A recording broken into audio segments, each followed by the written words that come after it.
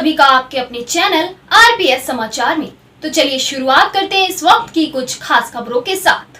क्योंकि आज के समय में बुजुर्गों में सबसे ज्यादा जिनकी उम्र 60 साल से ऊपर हो चुकी है, उनमें ये बीमारी बढ़ती जा रही है। आज के जो दैनिक दिनचर्या है, जो हमारा डेली एक्टिविटीज है, वो बिगड़ता चला जा रहा है, जिसके कारण कि बुजुर्गों में भूलने की बीमारी अत्यधिक हो गई। अब ये जो अल्जाइमर डे मनाया जाता है, इसके अंतर्गत हम लोग ये कोशिश करते हैं कि हर घर परिवार में जिनके घर में बुजुर्ग हैं, जो वृद्धावस्था में पहुंच रहे हैं, उनको तो ये सुविधा मिले, लेकिन साथ ही साथ पहले से अगर व्यक्ति ये जानकारी ले रखे कि हाँ, अल्जाइमर कैसे होता है, डिमेंशिया कैसे हो जाती है और इस बीमारी को हम कैसे रोक सकते हैं, तो ये बीमारी बहुत कम हो जाएगा। और सबसे खास बात, इस बीमारी को जैसे हमारे स्टाफ ने बताया कि हम इसको पूरी तरह ठीक नहीं कर सकते, लेकिन इसको रोका जा सकता है और कम किया जा सकता है। अब इस बीमारी के बारे में लोगों को पता नहीं होने के कारण ये गंभीर रूप धारण कर लेता है और कभी कभी ऐसे मरीज घर से बाहर निकल जाते हैं और वो पूरा जीवन अपने परिवार से बिछड़ भी जाते हैं, घर में वापस नहीं आ पाते। और उस अल्जाइमर और डिमेंशिया नाम की जो बीमारी होती है, जिसमें वो पूरी तरह अपना अस्तित्व को भूल जाते हैं, वो रोड पर या कभी पुलिस के द्वारा लाए भी जाते हैं। तो अगर थोड़ा सा आप लोग जानकार बनेंगे तो ऐसे मरीजों की संख्या कम की जा सकती है। अब ये अल्जाइमर जो होता है कैसे हो जाता है, तो देखिए सर ने बताया, बहुत अच्छी बात बताई कि आज का जो समय है, जो हमारी दैनिक दिनचर्या है, डिस्टर्ब हो रही है, क्योंकि जो हम हैं उसको एक्सेप्ट नहीं करके बल्कि उसे छुपाते हैं और हम अपने आप को बनावटी दुनिया में, बनावटी जिंदगी में ज्यादा रहने की कोशिश करते हैं। तो जो है, अगर उसको एक्सेप्ट करेंगे तो ये बीमारी कम होगी। आप लोगों में सबसे ज्यादा प्रॉब्लम ये होता है कि ऐसे जो मानसिक रोग हो जाते हैं, इनको छुपाते भी बहुत हैं। लोग क्या कहेंगे, ये जो भ्रांति है, ये जो भ्रम है हमारे मन में कि लोग क्या कहेंगे, इसकी वजह से ये बीमारी और बढ़ जाती है। तो अगर आप लोगों में ये मानसिक रोग बीमारी किसी को भी हो जा रही है, तो सबसे पहले कि लोगों को खुलकर इसके बारे में बताना सीखिए, बाहर निकलिए घर से बाहर, ताकि लोग उसका सुविधा ले सकें। अब होता ये है कि बहुत लोगों को ये पता नहीं है कि मानसिक रोग आजकल छोटे बच्चे से लेकर बुजुर्ग तक किसी को भी हो सकता है। ये किसी भी व्यक्ति विशेष को हो सकता है, इसमें किसी भी जात पात से कोई मतलब नहीं है। तो आप याद रखिए, किसी भी छोटे बच्चे को, किसी भी आदमी या औरत को हो सकता है। और सबसे खास बात कि इसका इलाज संभव है, तो यस, बिल्कुल पूरी तरह इस बीमारी को हम पूरी तरह ठीक कर सकते हैं, रोक सकते हैं।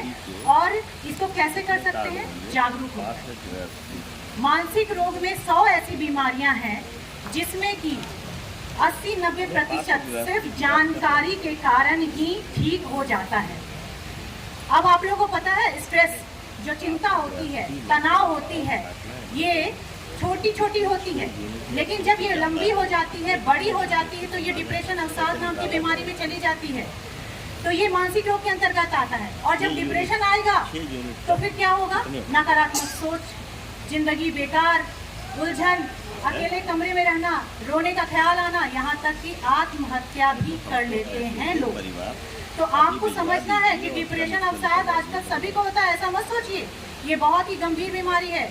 बड़े बड़े लोग, बहुत बड़े बड़े पद के लोग जो होते हैं, यहाँ तक कि एक्ट्रेस, एक्टर भी, जिनके पास किसी भी चीज़ की कमी नहीं है, वो भी आत्महत्या करते हैं, क्योंकि वो मानसिक रोग से ग्रसित होते हैं और वो खुल के सामने नहीं आ पाते कि हमें इलाज करवाना है।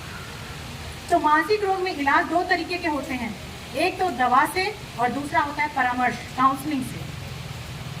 बहुत सारे ऐसे मरीज होते हैं हमारे जिनको सिर्फ काउंसलिंग से ही ठीक किया जा सकता है, उन्हें दवाई की कोई आवश्यकता नहीं होती। तो आप लोग को यही बात समझना है कि यहाँ पर अभी भी ऐसे कुछ पेशेंट हैं जिनको सिर्फ परामर्श, बातचीत करके उनको पूरी तरह ठीक कर सकते हैं। दूसरा, जो गंभीर बीमारी होती है, उसी में दवा और परामर्श दोनों चलता है। अब मानसिक रोग के बहुत सारे बीमारियां होती हैं, उनके बारे में थोड़ा बताऊंगी और थोड़ा लक्षण भी, इसलिए क्योंकि ये शुरुआती चीज ही किसी किसी को पता नहीं चल पाता। जैसे लंबे समय से नींद नहीं आना।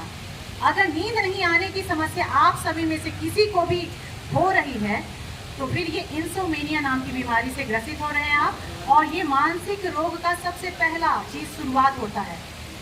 और इसको कभी भी मजाक में मत लीजिए, हो सकता है 1 दिन, 2 दिन, 3 दिन, उसके बाद ये बहुत सारे लक्षणों में परिवर्तित हो जाता है। आपके शरीर में दिक्कत करने लगेगा, हाथ पैर कांपने लगेंगे, उलझन होने लगेगा, बेचैनी, यहाँ तक कि कुछ लोग बेहोश होकर गिर भी जाते हैं, घबराहट, बेचैनी, सांस रुक जाता है। तो आप लोगों को इन सब चीजों को मजाक में नहीं लेना है।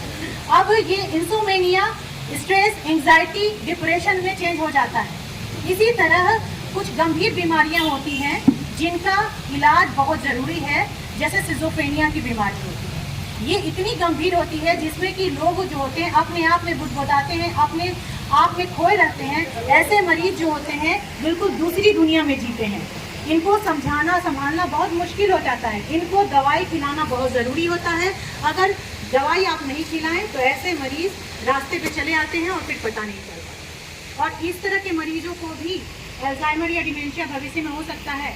जो व्यक्ति बहुत तनाव लेते हैं उनको भी अल्जाइमर हो सकता है। तो आप लोग ये बात हमेशा याद रखिए कि कोई भी प्रॉब्लम हो सकता है अल्जाइमर और डिमेंशिया का। देखिए, डिमेंशिया और अल्जाइमर 60 इयर्स के लोगों में एकदम होता है, लेकिन आप अगर पहले से ही तनाव ग्रसित है, शारीरिक रूप से अगर कमजोर हैं और बीमारी से ग्रसित हैं, तो उनको भी होने की संभावना ज़्यादा होती है, जो सर ने बताया। तो आप लोगों को इन सब चीज़ों को ध्यान रखना है। उसी तरह कुछ और भी बीमारियां होती हैं मानसिक रोग के अंतर्गत, जैसे कि मिर्गी का दौरा, जिसका इलाज होना बहुत ज़रूरी है। मिर्गी का दौरा बिल्कुल अच्छे से इलाज उसका हमारे विभाग में होता है, लेकिन आज भी लोग हमारे पास में आके दुआ तावीज़ करवाते हैं, जड़ी बूटी बनवाते हैं और वो इधर उधर भटकते रहते हैं। जब मरीज बहुत गंभीर होता है तब वो हमारे पास। उसी तरह माइग्रेन, सर में आधे में सर में दर्द या पूरे सर में दर्द, अगर उसके साथ साथ जी मचलाना, उल्टी होना, तो ये भी मानसिक रोग के अंतर्गत आता है। और भी कुछ इसके अंतर्गत बीमारियां होती है जिसको एडिक्शन कहते हैं, नशा लेने वाले लोग। और नशा में शराब, गांजा, भांग, अफीम, गुटखा, खैनी, पान मसाला, ये कुछ भी हो सकता है। लेकिन एक नशा और होता है जिसके बारे में हम लोग बहुत फोकस करते हैं, वो होता है मोबाइल एडिक्शन, जो आज के समय में सिर्फ बच्चों में नहीं बड़ों में भी हो गया। तो बड़े लोग ही सबसे ज़्यादा इस्तेमाल करते हैं और बच्चों पे थोप देते हैं। तो जब घर परिवार के माता पिता ही इस्तेमाल करेंगे तो बच्चे इस्तेमाल नहीं करेंगे क्या? तो मोबाइल एडिक्शन का सबसे पहला कारण स्वयं माता पिता है, और अगर आप लोग कंट्रोल कर सकते हैं तो बच्चे भी कंट्रोल करें। मोबाइल एडिक्शन के लिए सबसे अच्छी काउंसलिंग होती है। अगर किसी के घर में कोई व्यक्ति विशेष है या बच्चा है जो मोबाइल का अत्यधिक प्रयोग करता है तो फिर उसका इलाज होना संभव है, जरूरी है। उसी तरह कुछ बच्चों में भी प्रॉब्लम होती है, ज़्यादा चिड़चिड़ाहट, गुस्सा, अगर कुछ उस तरह के लक्षण हैं, पढ़ाई में मन न लगना या फिर कुछ उटपटांग हरकतें करना, तो इस तरह के बच्चों को भी काउंसलिंग की ज़रूरत होती है। साथ ही साथ माता पिता भी का भी काउंसलिंग होना चाहिए इसके अंतर्गत। अब ये सारी चीज़ें जो मैं बताई मानसिक रोग के अंतर्गत आता है। आप लोगों को ये सारी चीज़ें ध्यान तो देनी है, लेकिन एक सबसे मुख्य लास्ट अंतिम चीज़ जोड़ूंगी और वो है भूत प्रेत के बारे में। देखिए, मैं कितना भी समझा देती हूँ, कितना भी कुछ बोलती हूँ, लेकिन मैं देखी हूँ कि अंधविश्वास अभी भी हमारी सोसाइटी से नहीं जा पाता। तो आप लोगों को समझना है कि देखिए, कुछ चीज़ें ना कुछ लिमिट तक ही होनी चाहिए, उससे ज़्यादा नहीं। आप लोग एक बात क्यों नहीं सोचते कि अगर बुखार होता है तो उसके लिए क्यों नहीं दुआ ताबीज के पास चले जाते हैं करवाने? वो भी चले जाइए, क्यों दवाई खा लेते हैं? क्योंकि आप लोग पहले से ही जागरूक होते हैं, जानते हैं कि ये जो बुखार है उसका इलाज क्या है। उसी तरह मानसिक रोग भी है, अगर आप पूरी तरह जागरूक हो जाएंगे तो मानसिक रोग को भी ठीक किया जा सकता है। फिलहाल के लिए बस इतना ही, मिलते हैं इसी प्रकार की अगली बड़ी खबर में। तब तक के लिए बने रहिए हमारे साथ और देखते रहिए आरपीएस समाचार। वीडियो को लाइक कर चैनल को सब्सक्राइब करना ना भूलें। इस वीडियो के बारे में आपकी क्या राय है, कमेंट सेक्शन में जरूर बताएं।